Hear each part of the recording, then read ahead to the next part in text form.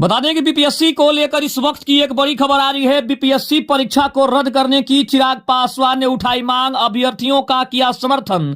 चिराग पासवान के इस दावे के बाद नीतीश कुमार की सरकार कटघरे में खड़ी हो गई। नमस्कार, आप देख रहे हैं आप तक न्यूज। आइए खबर को विस्तार से जानते हैं। उसके पहले चैनल पर नए हैं तो चैनल को सब्सक्राइब करना बिल्कुल ना भूलें। बता दें कि बीपीएससी परीक्षा रद्द करने को चिराग पासवान ने अपनी प्रतिज्ञा कर ली है और उन्होंने साफ तौर पर नीतीश कुमार की सरकार को कटघरे में खड़ा कर दिया है। चिराग पासवान ने कहा है कि उन्हें बताया गया है कि कई केंद्रों पर प्रश्न पत्र पर्याप्त संख्या में उपलब्ध नहीं थे, इसलिए इन्हें आधिकारिक तौर पर परीक्षा शुरू होने के बाद छापा गया है। केंद्रीय मंत्री चिराग पासवान ने पिछले महीने हुई बिहार लोक सेवा आयोग बीपीएससी की परीक्षा को रद्द करने की अभ्यर्थियों की मांग को बुधवार को समर्थन किया। चिराग ने कहा कि उन्हें परीक्षा में बड़े पैमाने पर अनियमितताओं के बारे में अपने करीबी रिश्तेदारों से पता चला, जो परीक्षा में शामिल 4 लाख अभ्यर्थियों में शामिल हैं।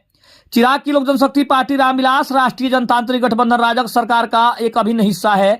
हाजीपुर से सांसद चिराग जब 13 दिसंबर को आयोजित संयुक्त प्रतियोगी परीक्षा पर उनके रुख के बारे में पूछा गया तो उन्होंने कहा कि मेरे परिवार के कई सदस्यों, मेरी भतीजी और एक भतीजे ने परीक्षा दी थी। मैंने उनसे चौंकाने वाली चूक के बारे में जाना है। चिराग पासवान ने कहा कि उन्हें बताया गया कि कई केंद्रों पर प्रश्न पत्र पर्याप्त संख्या में उपलब्ध नहीं थे, इसलिए इन्हें आधिकारिक तौर पर परीक्षा शुरू होने के बाद छापा गया है।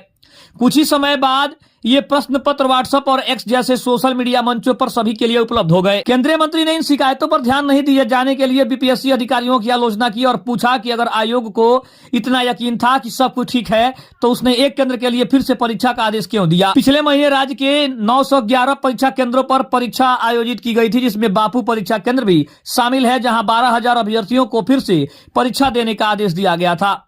पासवान इस बात से हैरान थे कि इस महीने की शुरुआत में 22 केंद्रों पर दोबारा परीक्षा आयोजित की गई थी। चिराग पासवान ने जोर देकर कहा कि वे अन्य अभ्यर्थियों की इस दलील का पूरी तरह से समर्थन करते हैं कि उन्हें समान अवसर नहीं दिया जा रहा है। केंद्रीय मंत्री ने कहा कि मेरा मानना है कि सिर्फ 1 या 2 केंद्रों के लिए नहीं बल्कि पूरी परीक्षा रद्द कर देनी चाहिए और नए सिरे से आयोजित करनी चाहिए। बीपीएससी को यह सुनिश्चित करना चाहिए कि मानक संचालन प्रक्रिया का पालन किया जाए। मैंने पहले भी ये राय व्यक्त की है और जब तक युवाओं की आवाज नहीं सुनी जाती मैं ऐसा करना जारी रखूंगा।